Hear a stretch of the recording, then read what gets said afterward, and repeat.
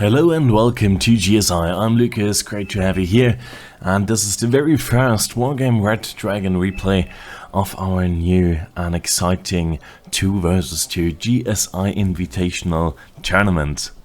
Oh boy, that's a long name for the game, but nevertheless. In this very first game that we're casting here on this channel, it's Team Pro Capitalists versus the Super Asian team, consisting of, for the Asians, Ambush and Big Admin. Calling in from Germany, we have on team number 2, Razzmann and Tortique. So, this could be quite an exciting setup from what we know so far. Since the decks are somewhat limited for the winning teams, you cannot use the same deck anymore in later games if you win a game with said deck.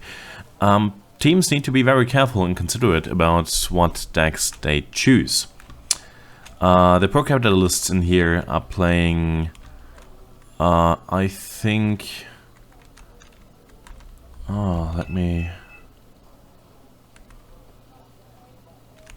have a look. So we do have units from, oh, never mind, sorry, this is the blue team. Of course, Razzmann and Tortique are playing red in here, team number 2. So we have, looking at Razzmann here, these are East German, I think. So this is probably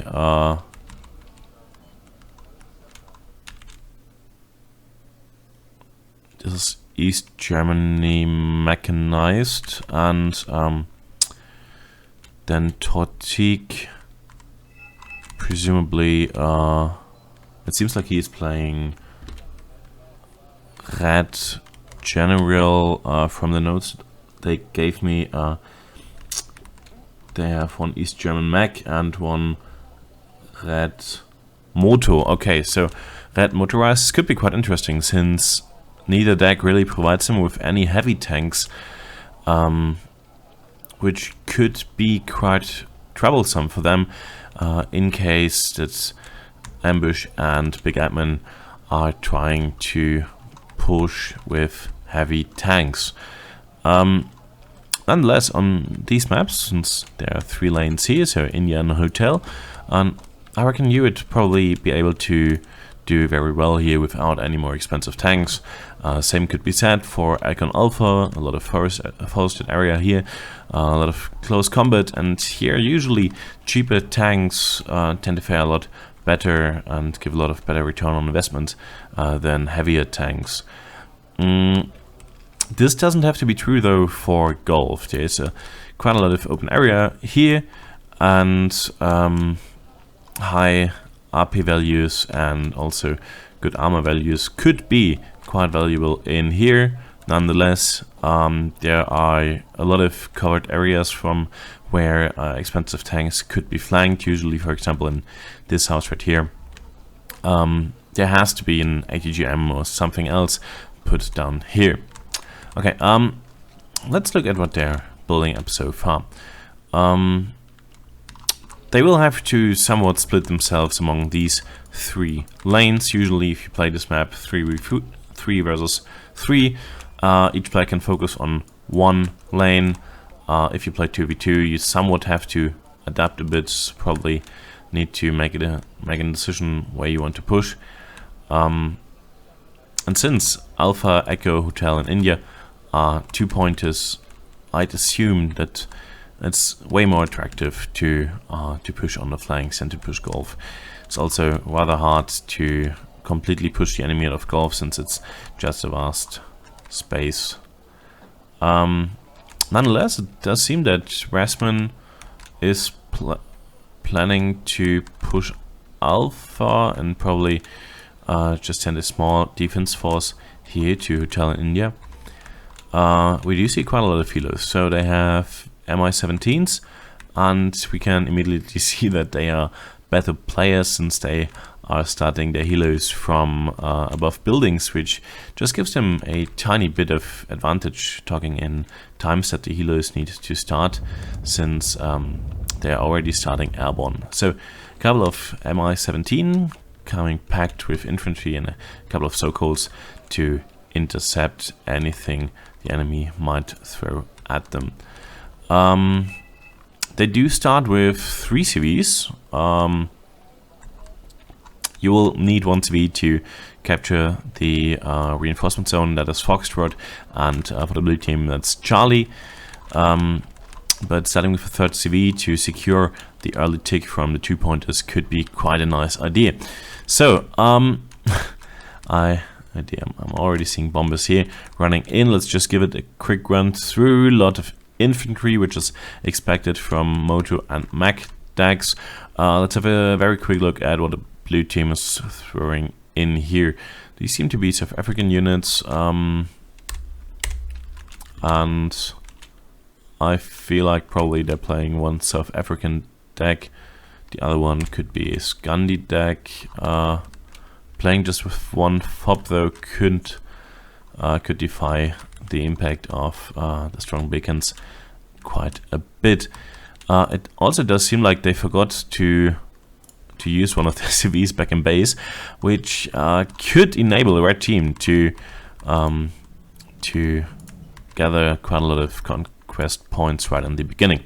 Okay, so right now the red team is using 2 bombers here for dropping napalm on, I assume, what will be the bridges, just to deny the enemy from moving in there, which of course has little to no impact on helos, which I believe for the blue team they're using to land infantry in here. We probably will have the first contact here where the bells carrying infantry could be engaged by the so-calls, which are moving to the right. Alistair is in the house, managed to shoot the bells down nonetheless. There is a slight, let's call this infiltration force, that's being sent around by the blue team around the left flank. Meanwhile, at the same time, they could be running into a bit of micromanagement issues here. They probably need to manage their AA to shoot at these Mi-17s. Focus fire would have helped them quite a bit and maybe would have enabled them to save more of these Fallschirmjägers. So, very important point early on in this game. Red team manages to take on these buildings, which are usually used by the blue team to deny the enemy into approaching and entering Gulf.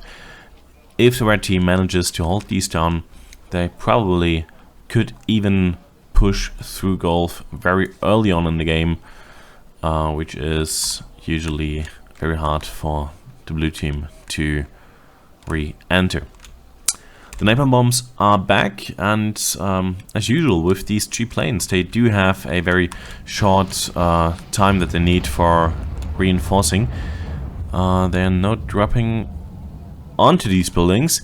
Blue team would have probably benefited from microing their AA closer and more efficiently. The automatic in the back probably alone would have been able to take down both of these planes. Nonetheless, what is happening so far? The helo-bound troops that are trying to infiltrate take the very huge approach from the left side and trying to infiltrate the base. Right now there is no base defense whatsoever, so this could become quite interesting if the blue team manages to hold on long enough. Now finally, after a couple of minutes have passed and the red team has already taken full advantage of the +3 tick, the blue team managed to move the second command onto Charlie. Only now they will be able to reinforce from here, and they are already sending a second CV, third CV onto Alpha, which is heavily fortified by a lot of troops and also a lot of autocannons. I'm not quite sure if they will be able to take a huge benefit from these autocannons in these close combat areas. Usually what you try to do with these is try to keep enemy infantry and their AP weapons at bay and on a long distance from you. Both teams immediately buy new SCVs, so the red team is now sending a to ACV to echo, and the blue team, I guess they are trying to conquer hotel. Interesting to note, there is almost little to no defense by the red team here on the right side. They are now moving in with further troops, and I assume these will be rather cheap troops to hold down this area, but given the blue has a somewhat given advantage in mass, they probably could attempt to at least slightly probe the enemy here in India, but they probably right now have their hands full with trying to evade the push from the red team here. Let's quickly switch to the red team's view. Maybe they managed to get vision on the CV that's pulling over here on this road. And also maybe early on the Spezialnis could have spotted the CV. I'm not so sure about this yet. Bomb is moving in again. Chinese ones with the 1000 kilo bomb at this point, probably eradicating anything within these houses. Okay, CV entered. It wasn't spotted by the red team. It's located. Oh, it's pretty fairly close to the front line, which could become an issue. The blue team now is sending transports here to put up a flank defense, and they have a lot of troops here in this little area of town that is located quite far away from the front line, where these troops would be needed desperately right now to be fighting. Now, first plane coming in from the blue team, it's an F-16A Falcon, also with 2 huge bombs. If they manage to strike here, they could do quite a lot of damage. But, oh, I think the blue CV probably was spotted just there by the Ranikoyakeri, which are now being moved to evade the bombs. Nonetheless, bombs do a huge amount of damage, and the Ranikoyakeris would be probably out of order, out of fighting for quite a while. Now, what is happening here is these autocannons are forced to retreat, to move back from these other units, which usually don't have the range to really engage them, but even the Ranikoyakeri, hugely damaged, are able to take them out one by one quite easily. So probably not the best unit to be used here. And while the blue team is forced to move their CV at this point, the red team is taking full advantage of this situation with a +4 tick that is manifesting right now. Canberra coming in an attempt to eradicate the red forces here, but they are quickly microed out of danger. And not too long ago, I called golf almost impossible to push, almost impossible to take over incomplete, but the airborne landing here by the red team enabled them to push through this sector. Quite an unusual feat. Now the scout vehicles moving up here, attempting to bully maybe the anti-air units, but the blue team is moving them away, trying to protect them. Let's have a quick look at the base. So the troops arrived here, and they have been unloaded, and they're moving in onto Delta. It's quite interesting to see that they are using 2 different points of insertion, both quite defensively away from the red team's line of vision, and they're trying their best to keep to stay undetected here. However, Admin seems to miss out on microing his troops. He probably forgot to unload his troops here, and while Ambush is moving in, these troops are staying behind, so thus they could do somewhat often damage.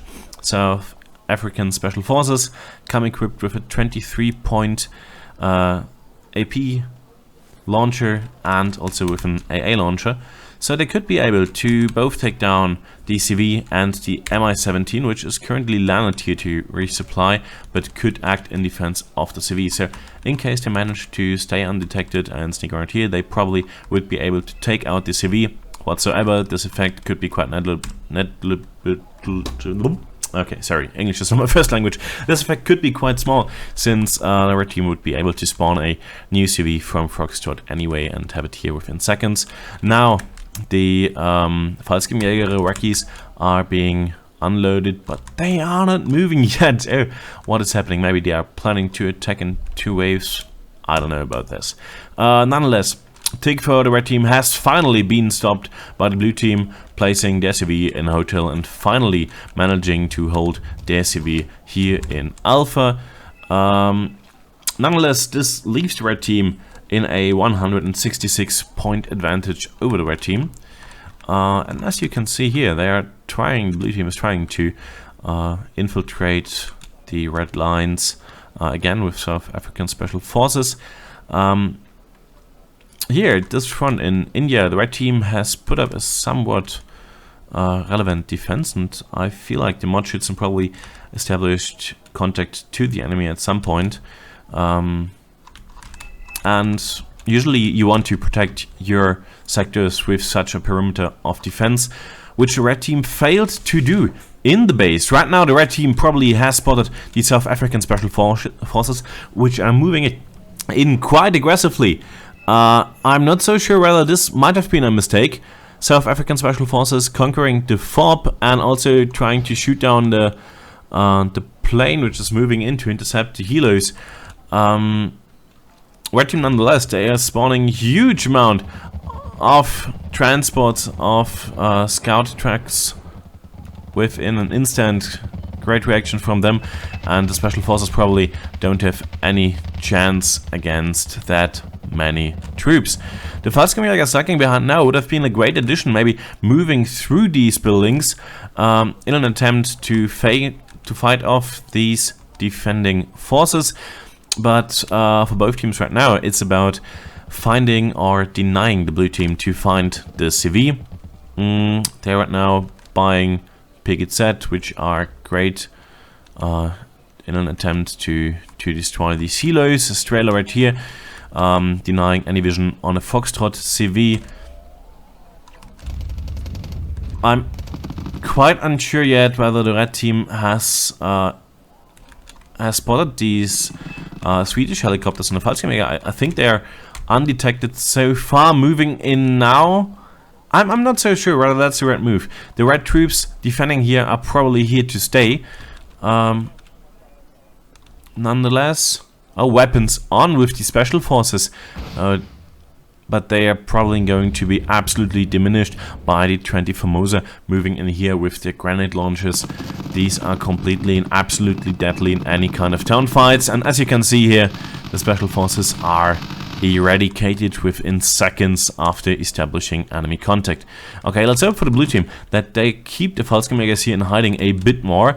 And let's move on to the front line. Special Forces again have been successfully infiltrating the red lines here, but again, moving them out in the open could become quite a huge error, since they are so vulnerable to these cheap transports, guns.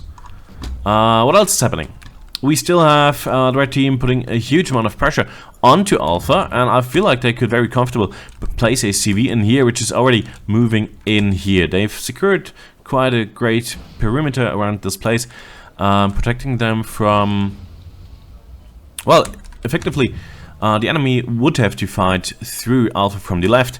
They could, of course, enter through the forest, but they wouldn't get in here undetected. So the CV here should be quite secured for some time, enabling the red team to establish a +2 tick. Okay, I'm confused by this. What is this? This is a Norwegian artillery cannon. Why would you buy a 109 if you could buy a big gun? What is this? What is happening here? This is, oh yeah, oh dear. So they're probably attempting to shoot at the FOB. Yeah, they're doing some damage here. Good thing for the red team, they have a second FOB placed in their base. Bomber coming in now, together with a seat, probably to fight off the automatic, which is turned off. But the automatic has been used to shoot. So they could turn it off right now to fight the seed. They do so, and the seed gets hit. Seed gets shot down, but the bomber's moving in here. What did they bomb? Oh, they bombed the buildings, okay. Cover moving out, and with the red CV now placed in alpha, the red team enabled a +2 tick for them.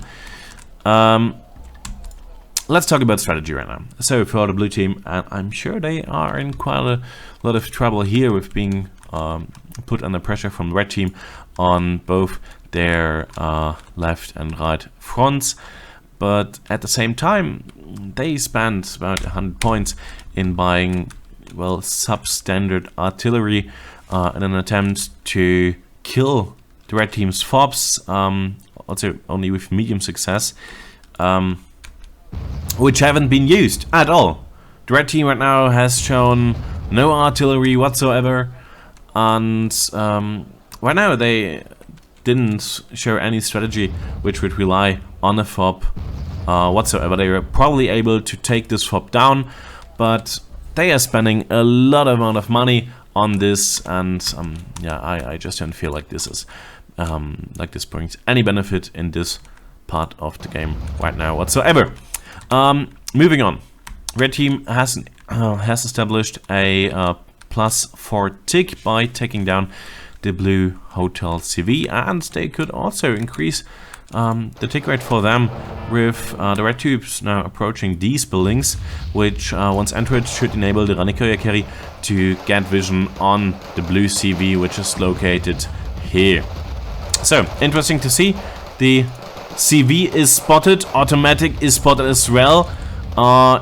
It appears to be turned off, otherwise the automatic would be great in fighting off the Ranikoya carry here right now at this point in time. To further my point, the blue team are now using armors instead of their expensive artillery to fight the advancing red troops here. Armors are a good choice, but why buy more artillery when you already have artillery? And now they're moving their artillery to the FOB, so I assume they've stopped their attack on the enemy FOB. But let's have a quick look at what happened here. Oh shit, the FOB is still alive. 2 life bars, and effectively the blue team just spent a lot of points for the infiltration forces, for the artillery, to achieve absolutely nothing. Quite a shame. At the same time, the CV is spotted, and the Leka Prichotka, which have a huge range on their AP launcher, together with a few bombers, it's a bit of overkill, but nonetheless, if you can secure a +6 tick, you want to go for it, especially in a tournament such as this. And the red team has more options. If they wanted to increase their tick any farther, they could try to secure golf, which is absolutely uncontested so far yet by the blue team. And instead, they don't even care about the 1-pointer. They want to go for the 2-pointer. They want to have it all. More bombs dropping in here, and I feel like these are the napalm bombs that we have seen in the very opening of the game. Blue anti-air unable to shoot them down so far. Cactus SAHV, which is quite a feast of units so far, unable to shoot down these planes, which don't come with a lot of ECM either way. So with the left flank secured for the red team, the blue team is right now starting a more or less desperate attempt to push into Echo, which could work once they manage to come by these transporters. Of course, having both of these healers grouped up quite decreases their efficiency, since they take quite a lot of more damage. More artillery coming in here into troops in the base, which is, well, it is giving away for the red team that they have scouts in their base. Also not the best move. Right now the +6 tick has been decreased to +4 by the blue team, placing a CV in here. But nonetheless, the red team is moving up here so efficiently, already sending their CV, again ignoring golf, which is an absolute chat move. Ignoring golf, sending ACV to the 2-pointer, and it seems like it's headed for this forest area here, which is right now still held down by the blue forces, so they would probably have to place it somewhere here where it's inaccessible for the buffaloes. But either way, I think this match has its very clear winner. No big moves anticipated here so far. Jäger are moving in now finally, but almost too late with only 20 points here left to go. This seems like an absolute major win for the red team here, absolutely uncontested. The CB here is attempting to go in there from the left. The buffaloes are denying this so far, and the transports here, they could be quite interesting in stopping the sappers from moving forward, but they ran out of fuel. Anyway, this has been a match, and as you can see also from the kills and the losses, this has been quite a one-sided view and a total victory for the red team, for Razzmann and Tortique triumphing over Ambush and Big Admin. Nonetheless, 17 minutes, quite a fast game so far. So this victory in the group phase right now means that Razzmann and Tortique only need one more win against this Asian team to establish their lead in Group F. Also, their win now means that for the following matches, East Germany and Red General are being prohibited to be used by either of them. So, we're looking forward to what we will be seeing in the next match. If you don't want to miss out, feel free to subscribe. We are trying our very best to cover as many matches on this channel here as possible. If you want to subscribe our work, if you want to support our work, consider becoming a channel member or using our affiliate links in the video descriptions, which always helps us out in funding tournaments such as this. It's been a pleasure talking to you. See you in the next video. Take care.